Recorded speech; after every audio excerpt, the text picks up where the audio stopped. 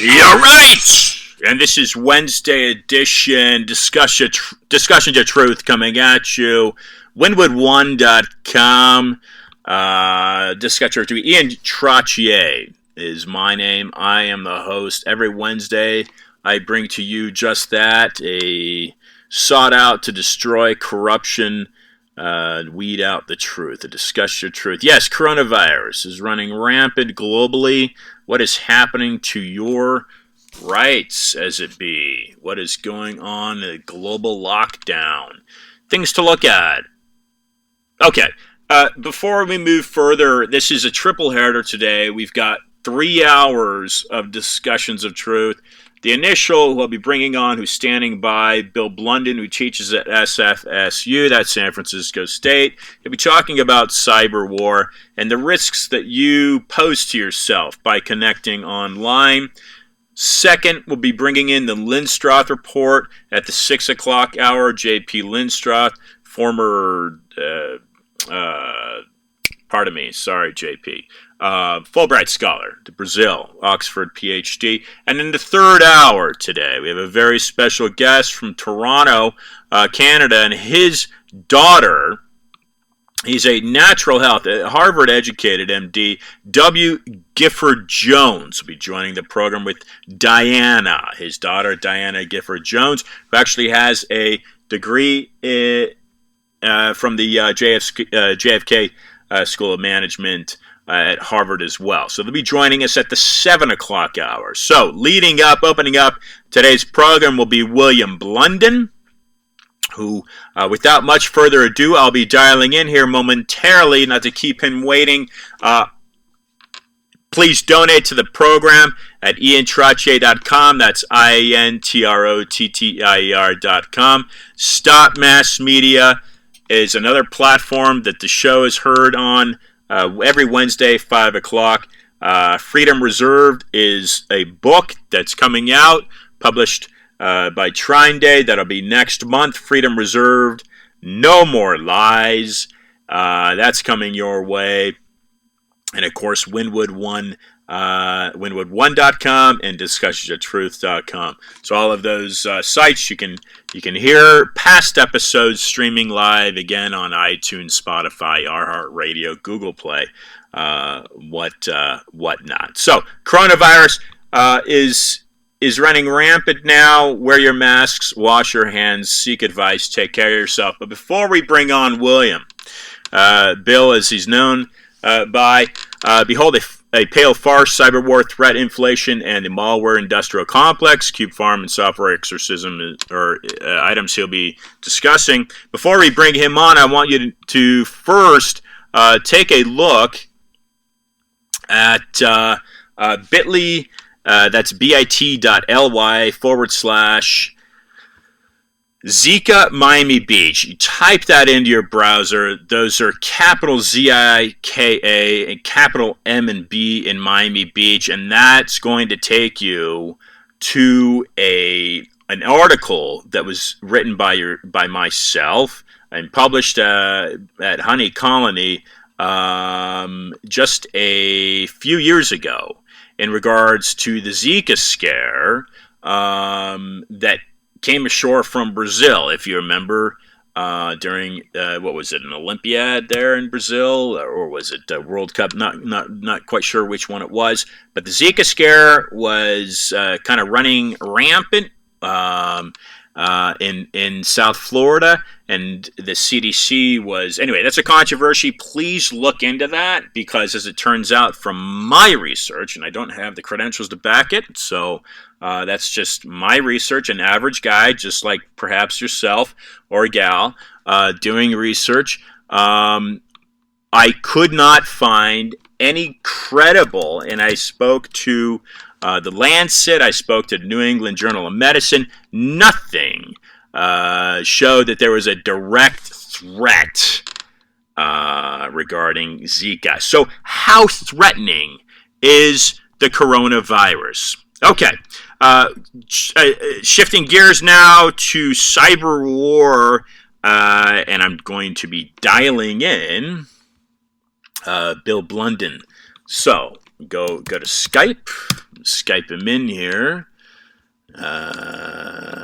And without too much further delay,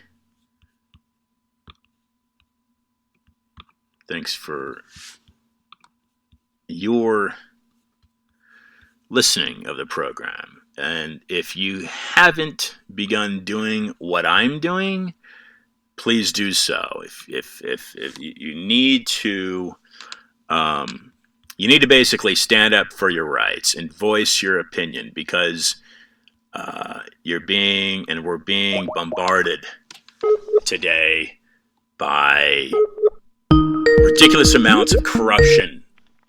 Hello, this is Bill. Bill Blunden, Ian Trottier here. Welcome to Discussions of Truth. Thanks for standing by. How are you today, Bill? I'm sorry, I can't hear you. You can't hear me. Another issue with Skype on my end. Okay. We're going to dial Bill in. We're going to dial Bill in here on the landline.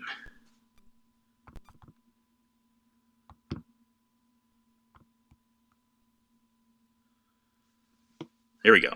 Dialing Bill in on landline. That same issue. Hello, this is Bill. Bill, it's Ian Trottier. Welcome to Discussions of Truth. How are you? I'm great. Thanks for having me on.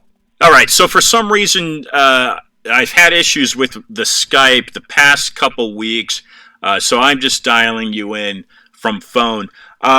Bill, for listeners, and let me just jump to this real quickly. This is tremendous, and if you're not familiar with the work that Bill does, I'm going to lay out a quick synopsis. Recent events, and this is from you, Bill, recent events have brought mass surveillance back into the spotlight.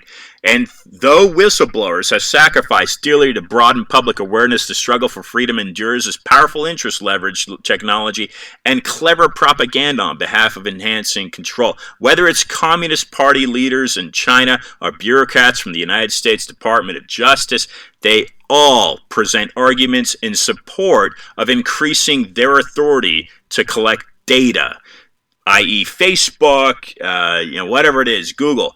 This growing appetite for information has created an entire industry which subverts individual privacy for profit. Even worse, those who seek to escape the panopticon, which is a great word you use there, Bill, often fall prey to quick fixes that ultimately betray them. That is, you and me and the rest of everybody being suckered in to giving all this information online. So here's the caveat emptor. There are no simple answers, only hard questions as the existing world order crumbles. And this is a great line, Bill, and a new one emerges. And we're in the thick of it right now with the coronavirus. So, Bill, please, for those not familiar with your work, introduce yourself and welcome to the program. Thanks, Ian. I have a background as a security analyst. I started my career, oddly enough, as a bonded private investigator and did different work with security. I've worked with R&D departments. I've worked on networking software and devices, and I've taken detours through academia. And my work is basically at the intersection of foreign policy, clandestine operations, technology, and basically power and how it's exercised. Well, that's incredible. Bill, what's going on in your view in the dark corners of the web? Let's just kind of cut to the chase as we go into other avenues and dissect what is happening, and you send this perfectly, in this panopticon. So in a quick Google search on my end of a panopticon, and I hosted a guy named Servando Gonzalez, who happens to be a Cuban-born American historian, and he says the communist regime under Castro was really a testing ground for what is this horse, an engine that is trying to instill that system in the United States. And he uses a very simple, he says, example. He says, look, Ian, political correctness is what was totally censored in Cuba leading up to this communist push. And this is the same type of tactic that's being used in the US today. So anyway, a panopticon, if a Google search yielded a prison, a Cuban prison, where essentially a ring of cells, maybe stacked 10 high, and a center surveillance booth located right in the center. So there is zero privacy on any of the prisoners or people occupying that cell, and there are all eyes on them on a 360 type platform 24/7. That would be a panopticon for listeners listening in. But what I like here, Bill, and I want you to expand on this, and that's why I pose what's going on in the deep corners of the web in your mind. There is an existing world order, and I know you've written a little bit about post 9/11 U.S. and how our rights have been altered in that regard, and you can address that and speak to that if you choose. But there is an existing world order that has changed dramatically, and there is a new one emerging. What is that new order in your view, and how is the internet being used to obtain that? Well, I think that if you read something, there was a British officer who ended up writing. His name was Sir John Glubb, and he wrote a paper that you can see on the internet if you want to, called "The Fate of Empires." Empires all crumble, whether it's the Chinese dynasties or the Soviet Union or the Third Reich. These empires all come to an end. The British Empire too came to an end basically at World War I, World War II. That was the end of the British Empire, and there's always this transitioning. And so now we're in a position, with the coronavirus even, that's kind of challenging the whole notion of globalization. But if you wanted to look at kind of where the kind of horizon is for this, I think China is actually a pretty good example. Silicon Valley likes to depict tool of liberation, but if you take a close look at China, you'll see that it's actually just as effective as a tool of control. Technology can be used to indoctrinate people. Technology can be used to monitor people or to imprison them. And this is a Cold War narrative, the idea that over time China would become more economically successful, and with that, democracy would arrive with it. So if people get more money, things become more democratic. And it proved that that narrative was just a pleasant fiction. China has evolved into a full-bore police state. They have a leader for life, Xi Jinping. They have these pervasive censorship factories. They have re-education camps, something that we thought we'd never see again. And for example, in the Xinjiang province in China, they have basically they've taken that whole region and made it into an open air prison. The entire population of the region has been DNA swabbed. It's something like 24 million people. Every car has a GPS sensor in it. Oh my gosh. Every phone has a government-mandated application on it to make sure that you don't install anything that shouldn't be there, like a privacy app. And there's even something called the Integrated Joint Operations Platform, which is this massive database that they maintain, which has records on everyone and their activity. And some of the information about that platform leaked online. And for example, if you stopped using your smartphone and you just stopped using it completely and turned it off, that would actually show up as a record in this database, and that would be an indicator that something's happened and you need to be targeted for observation. Why has this person suddenly stopped using their phone? So one of the kind of underlying themes of that is if you're going to escape surveillance, you have to maintain this kind of generic baseline. So it seems like there's nothing unusual. You'll always stay within your baseline. So this panopticon that China is developing in the Xinjiang region is spreading to other cities in China.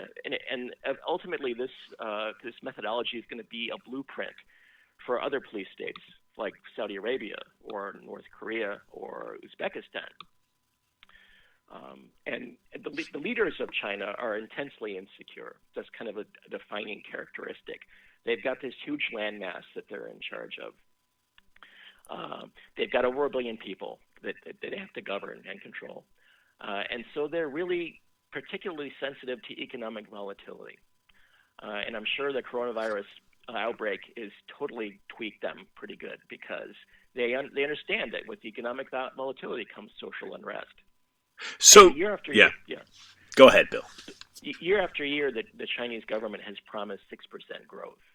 But you have to understand this is a government which censors bad news pretty much across the board. And there have been other warning signs that these are all just lies, just flat out lies. For example, they have this huge towering mountain of debt that they've been building, something like 300% of their GDP. And they have this conspicuous industrial overcapacity that they've established, and they have these ghost cities.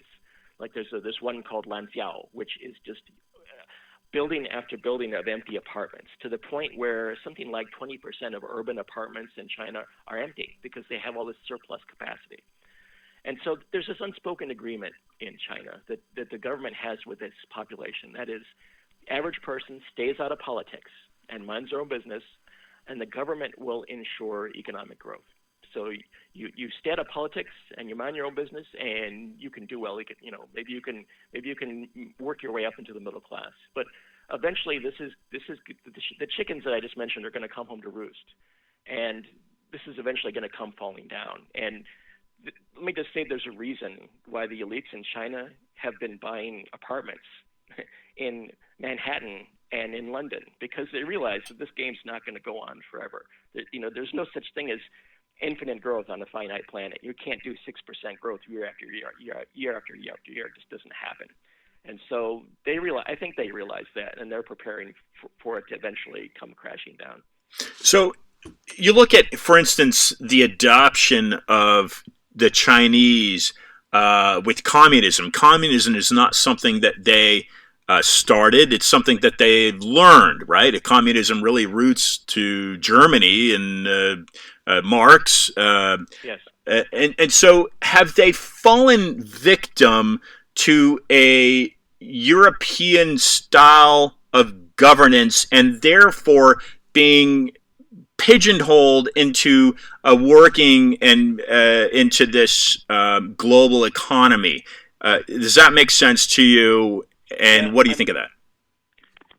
They try to rebrand their ideology as socialism with Chinese characteristics, and the real breakthrough happened when Mao Zedong gave way to Deng Xiaoping, and he decided to let some people get wealthy before others. In other words, let's introduce elements of capitalism into the economy. So they had these state-owned enterprises.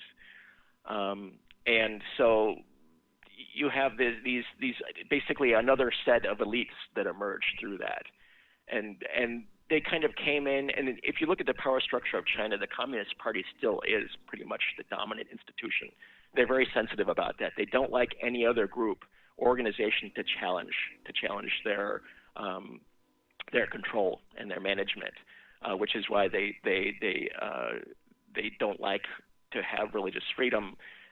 And any other institution that might challenge them, they will go after.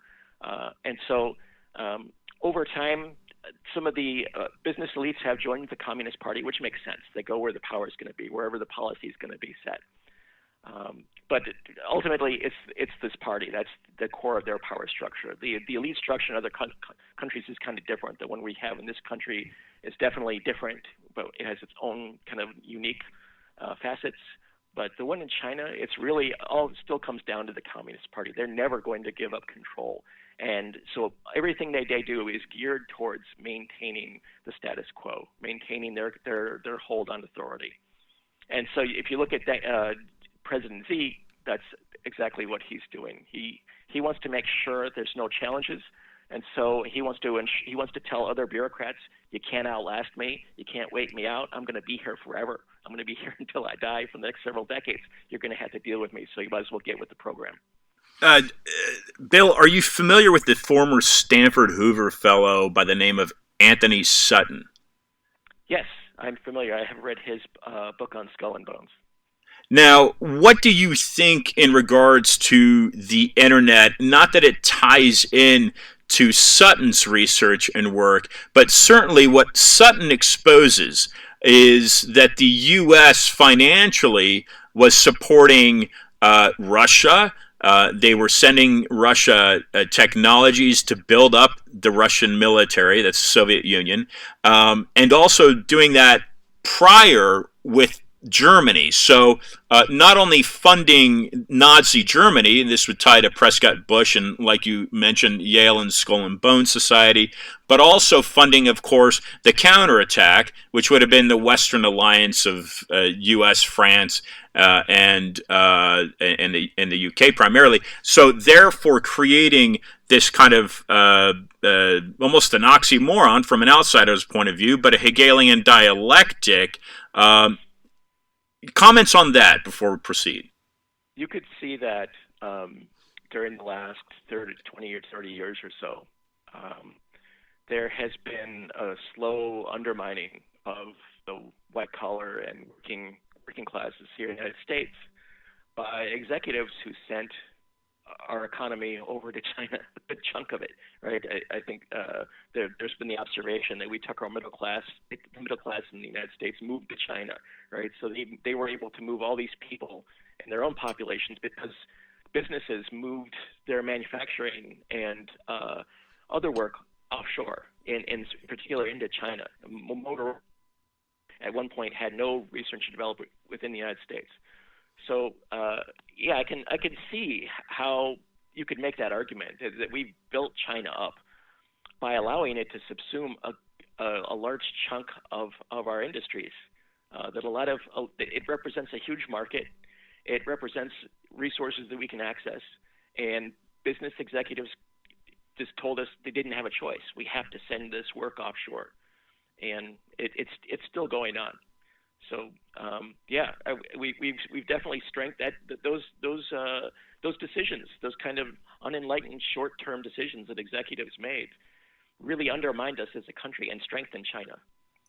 Now, your expertise obviously is in the internet and cyber war and the information superhighway in that regard. So applying that and the panopticon, I think the average American certainly thinks that the internet, and you may correct me if you know otherwise, the internet is an American-born technology. But my understanding is that it's not so much American. It's Tim Berners-Lee invented the www protocol in the early '80s in Switzerland, if I'm correct. So, how American really is the internet? Well, I'd say the internet has its genesis in DARPANET, which was a product of the Pentagon. The idea being that we need a network that was capable of surviving a nuclear first strike. In other words, you could take out vast portions of the structure. You could blast out routers, and you'd still be able to get a message from point A to point B. And out of that DARPANET is really what became the internet, as people gradually started to use it and adopt it. And in fact, you could say, this was a military project, like right. DARPA, right? And so in a sense, if you look at the history of Silicon Valley is in many ways the descendant of this military project. Yeah. And so these tech companies are kind of like the children of a vast defense industry project. And so a lot of when you see that historical context, a lot of things start to make sense. For example, I mean, the elites, I talked about the elites in China being concerned about the status quo. I think that the elites in the United States are also likewise concerned intensely on the status quo because it's doing pretty well for them. In the past several decades, I think 4 decades, the amount of the share of income for the top 1% has gone from 10% to 20% of the income. And if in the last year, if you look at the wealthiest 500 people on the planet, their assets increased by 25%. Right. So the status quo is doing just fine for them, and they want to maintain that. The primary tool which they use their basic tool is to control the narrative, and that they do that through the media. Through media ownership. If you look at these media outlets, there are so many billionaire-owned media outlets right, on the landscape of the corporate kind of agenda-setting outlets. There is a heavy kind of faction of billionaires who kind of hold sway. And through using the media, they control what's known as the Overton window. And the Overton window is basically the terms of acceptable debate in public. What the outlets decide, this is going to be on the table. This is something we can talk about. The best description of this that I've seen is probably described by a book called Manufacturing Consent by Noam Chomsky and Michael Herman. And this describes how they use the media to manipulate the Overton window. But not everyone is gonna drink the Kool-Aid. Some people actually stop listening and they get off the couch and they start doing stuff. And that's when the surveillance comes into play, because if for the most part, then controlling the narrative does a pretty good job of keeping a lid on things, but there are little cracks and things get through, and that's when they start using the surveillance. And Edward Snowden, in an open letter to Brazil, he said that these programs had nothing, the genesis of these programs are really not related to terrorism. They have more to do with economic espionage, diplomatic manipulation, and social control. These programs are about power. Yeah, For example, there's a database. The government insiders have indicated there's a database that the government manages called MainCore. And in MainCore, they keep records on people who are considered to be threats to national security. And this data is collected by the NSA, the FBI, the CIA. All these intelligence community members are funneling data into MainCore. The last tally that I heard was back in 2008 by Radar Magazine. They reported there's something like 8 million. There's records on 8 million people in MainCore. Obviously, since then, in the decade or so since that report, I'm sure that number has only dramatically increased. As the technology to store that data gets a lot cheaper and surveillance technology itself gets cheaper, I'm sure that database is quite full and still very actively used. We know that the telephone line, the first continental transmission was, I think, from Jekyll Island up to New York over to San Francisco. We also know, coincidentally enough, that at that same Georgia island neighborhood is where basically the Federal Reserve seems to have been formulated unofficially. Is there a link between the two? We don't know, but we do know that the Federal Reserve seems to be the base financial foundation that operates the day-to-day livelihood thereof of the government of the United States. So we tie that into the internet. In your view, Bill, and your research, what's the most alarming thing? You bring up Snowden. What's the most alarming thing that's happened in a post 9/11 America? I have to say that the things that kind of disturb me. I mean, we get sales pitches about security tools. These quick fixes that you talked about. There's programs like WhatsApp or Telegram or Signal, and you say just use these and you'll be okay. But the truth is, and this is something that I learned by researching Snowden's document, wading through the Snowden documents one at a time.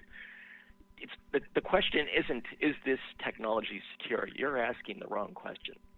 The right question is, which set of intelligence services has access? And while these technology companies in Silicon Valley, the execs pay a lot of lip service to your security, when push comes to shove, and this is a matter of public record, when push comes to shove, they make secret deals. Whether it's Crypto AG, the CIA secretly owned Crypto AG, a company which sold cryptographic technology to over 120 different countries. During the Cold War, people thought that their transmissions were secure. It turns out the CIA owned that company secretly. Wow. And the two nations that weren't using the technology were Russia and China, because they didn't trust it. And history shows that they had good reason not to trust it. So more recently, the Snowden era programs, there's like a litany of code words.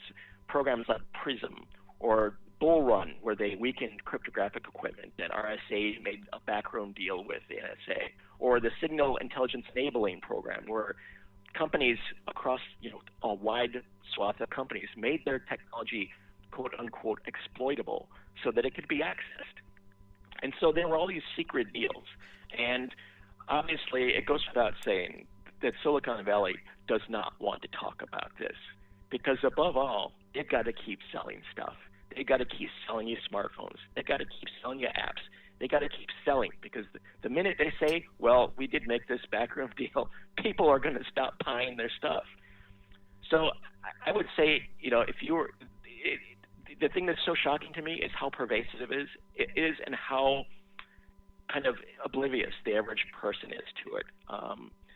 If you're a high-profile political figure, I would recommend that you avoid the internet for sensitive communication. Yeah. I would recommend you go out of band. If you have to assume without there are spies from multiple nations, including ours. If you're a high-profile political figure, there's spies all over the place that are targeting you. You're a big juicy bullseye, right? We have our own history of United States NSA spying on politicians like Angela Merkel, right? So if you wanted to avoid that, what I would do is you'd have to force spies into an environment where their big budgets, their billion-dollar budgets, and their massive tool suites don't make much difference. And that means focusing on autonomy, going out of band, not using the infrastructure that's there, because that, again, is something they're going to subvert and infiltrate and use against you. And so in many cases, that just means going off the grid and making it so expensive for them to spy on you that they choose not to.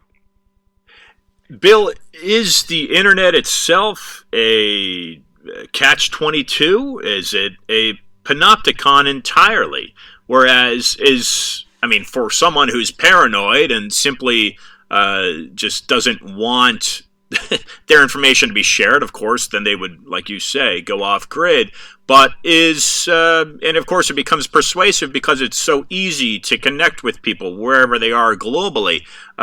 Is there any safe way in that regard to use the internet? Doesn't sound like it. Yeah, so Snowden in particular was very adamant. He said strong encryption works, and it's one of the few things you can rely on. However, there's some fine print to that statement that I think that people in general weren't aware of, and that is that there are few guarantees of security out on the internet. The NSA had an internal document that eventually made its way out to the public. You can view it online. It's called The Inevitability of Failure. And essentially what this document says is that it doesn't matter how strong your encryption is. Yeah. If someone can hack your phone and make off with the information before it's encrypted, or while you're viewing it, or when it's decrypted somehow. So it doesn't matter how strong your crypto is, hacking beats crypto. And there's plenty of examples about this. For example, in October 2019, the Department of Justice announced that it had taken down a darknet portal. And that the people who were using it were leveraging technology like Tor or Bitcoin, which is both of these are cryptographically based technologies, which are there to kind of to protect privacy. And it turns out that didn't really help that much. They ended up charging hundreds of people. There were some over 300 arrests as a result of that operation. That's just one of dozens of operations. And you have to understand, these were people, these 300 plus people who were charged and arrested. These are people who thought that the technology was going to protect them. Help them. And I think the ultimate expression of this reality that hacking beats crypto, or whatever the executives are going to try to sell to you, is probably the Vault 7 leaks from WikiLeaks. That came out in 2017, revealing an organization within the CIA called the Center for Cyber Intelligence. And it showed that the CIA has essentially its own version of the NSA. It has hundreds of engineers developing malware in-house, thousands of different modules with code names like Brutal Kangaroo and Weeping Angel. And the bottom line of when you look at this from afar, you realize that if they want to get on your phone, they can get on your phone. They have zero-day exploits. They have stuff which the vendors don't even know about, and they can leverage. There's a whole industry related to this. So, that type of thing. It's just kind of a buyer beware. You understand the tech is going to tell you crypto is going to protect you, and they're going to sell you apps. But the truth is that if they want to get to you, they're going to get to you. And that phone you're carrying is nothing more than a glorified telescreen. Yeah, and Bill, let's take the profiteering that's going on in Silicon Valley.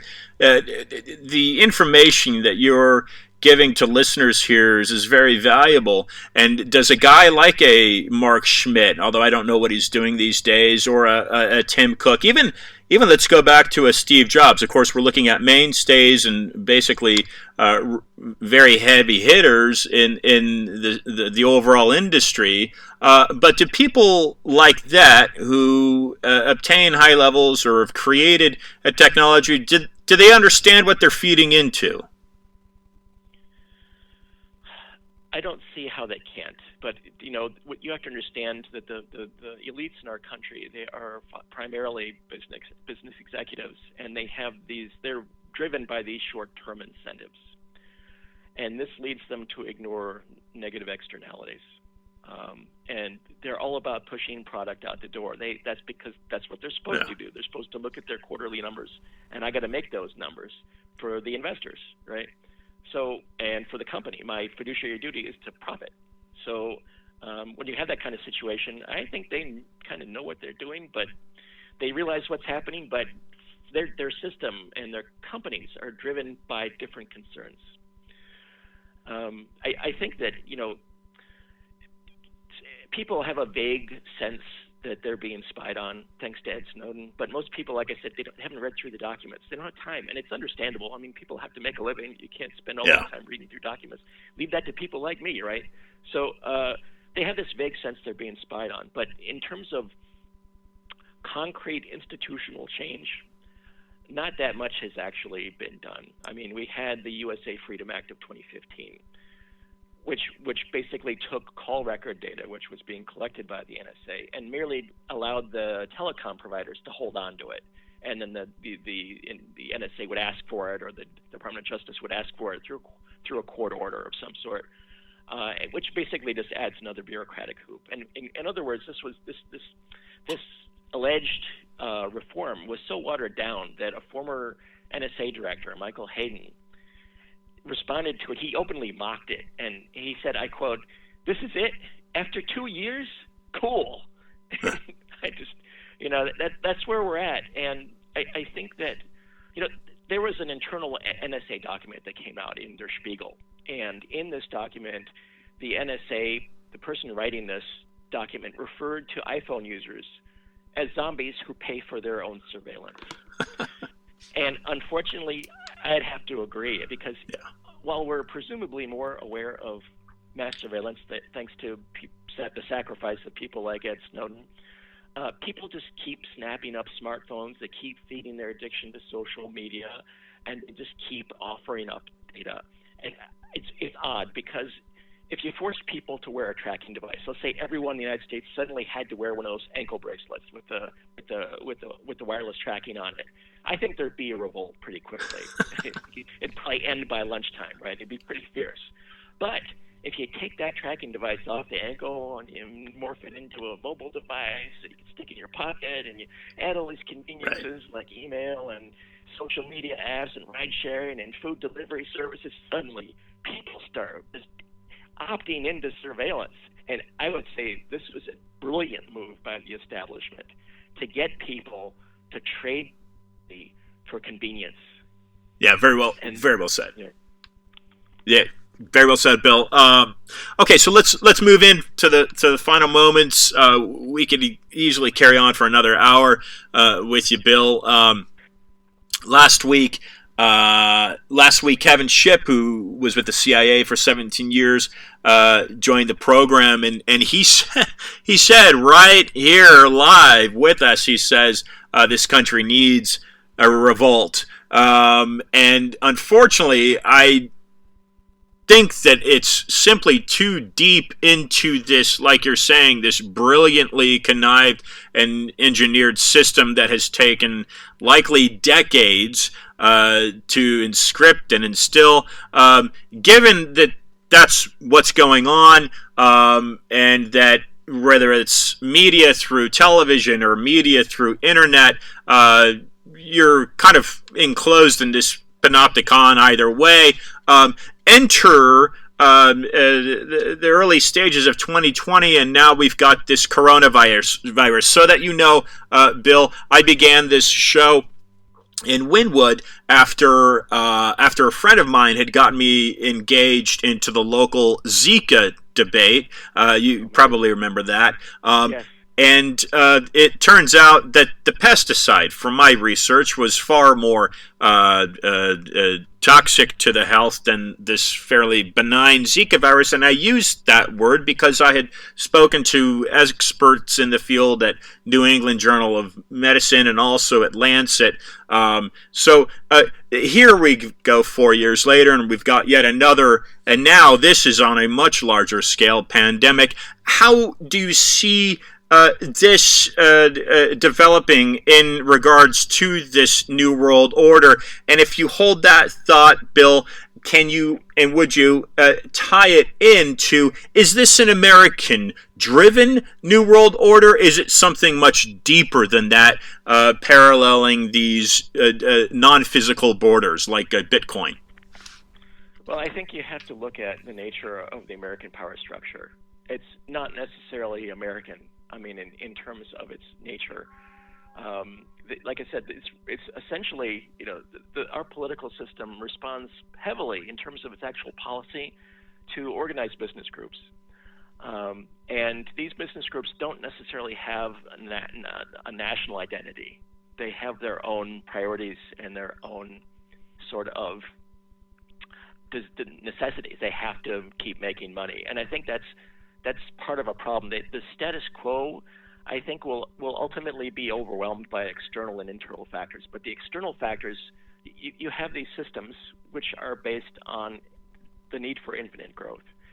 And eventually that prerogative for growth is going to run into the laws of physics. And when that happens, there's going to be some pretty fierce competition. If you look at the history of the planet since, we say, the Renaissance, it's been defined primarily in terms of nation states competing for resources.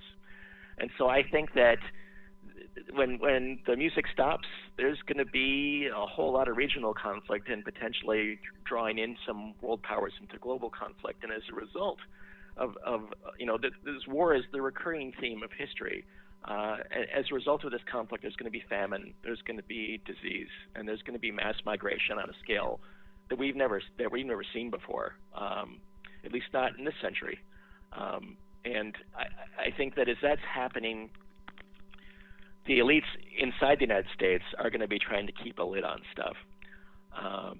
There's obviously money is going to keep playing a more kind of dominating role in our political system. And there's going to be technological changes like automation and artificial intelligence, which will also potentially destabilize things. And it will get to a point where that the center can't hold, and you end up with things kind of falling apart. And like I said, the old world order is crumbling, and I think that there's a possibility in the next 50 years or so we will see economic, political, and social collapse all over the earth. And I'm not an optimist. People would hope things wouldn't go there, but the truth is that in a lot of cases, hope is just a form of lightweight denial. And there are times where it's actually more productive to take a sober look at things. These weapons of mass destruction are proliferating, whether we like it or not. And the world is getting bigger, and there's more demands being put on it. And by the end of the century, there will be whole swaths of the planet around the equator which aren't habitable anymore. Now, India's got 1 billion people. Where are they going to go? So these are kind of things to think about. I think that, like I said, unfortunately, I'm not an optimist, but surveillance will basically be used as a tool to try to maintain the status quo as long as possible. Well said, Bill. Very well said. We've got to wind down our time. Thank you for joining the program. Bill, some final thoughts for listeners. I'd say that, the whole idea of going dark.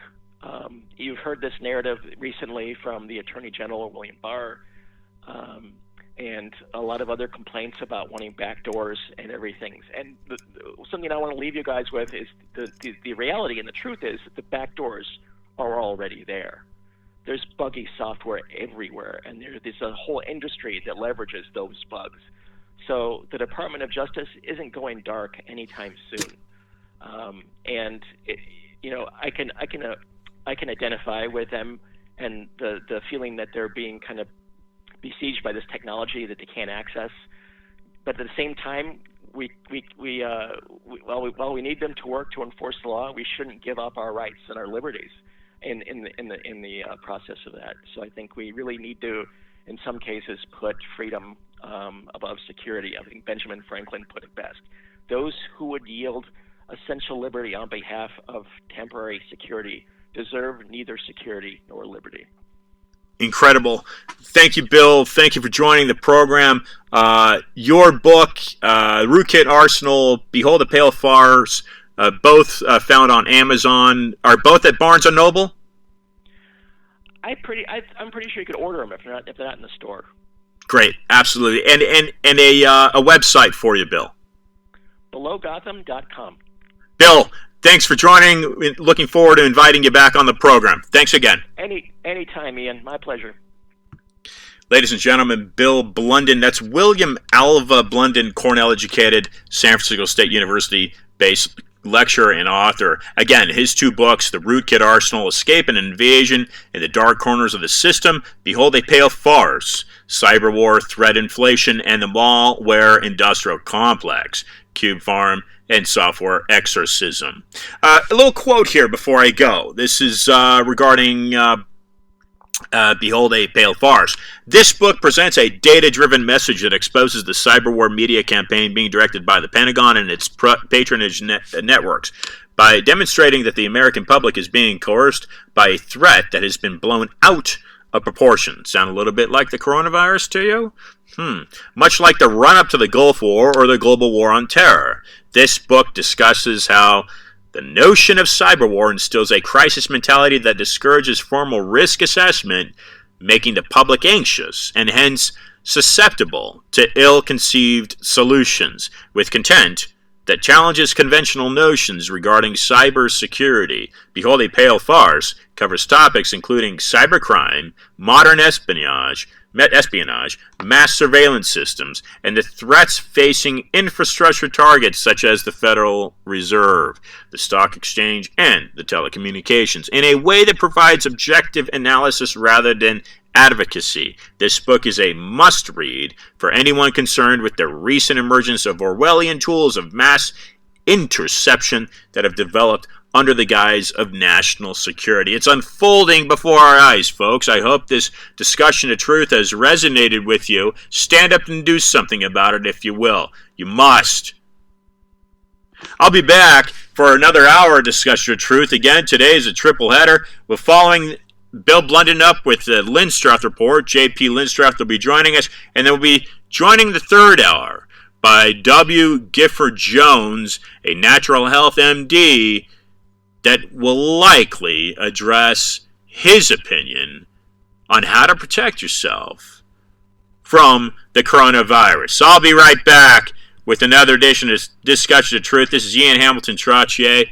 You can pre-order Freedom Reserve right now. No More Lies. Get it on Barnes & Noble, I think, in $19. Donate to the program today at winwood1.com.